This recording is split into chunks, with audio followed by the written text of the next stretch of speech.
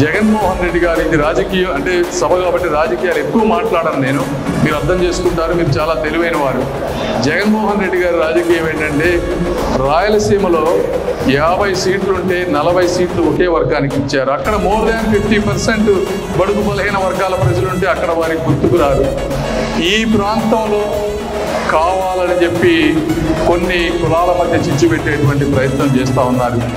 Okay, రాజకీయ పదవులు అందరికీ కావాలి, అయితే ఆ రాజ్యాధికారం ఎలాంటిదంటే ఆత్మాభిమానంతో కూడినటువంటి రాజ్యాధికారం ఇవ్వాలి తప్పించి కేవలం లెక్కల కోసం చెక్ మార్కులు పెట్టేటి పదవులు కాదు అని నేను మీ అందరూ తెలియజేసుకోవాలి. తెలుగుదేశం పార్టీ ఎన్ని ఇచ్చినా కూడా ప్రతి వ్యక్తికి నా నుంచి ఎమ్మెల్యేల నుంచి చంద్రబాబు నాయుడు గారి దగ్గర నుంచి కూడా ఒక గౌరవం, ఒక ప్రేమ ఉంటుందని మీరు అందరూ అర్థం చేసుకోవాలి. దానికి పూర్తిగా కూడా నేను సహకరిస్తాను, బాబు గారు సహకరిస్తాను. ఎందుకంటే నేను అడిగిన వెంటనే అపాయింట్మెంట్ ఇచ్చారు. ఒక్క రోజులో వితిన్ 24 అవర్స్లో మేము వెళ్ళి అందరినీ కలిసి మాట్లాడతాం.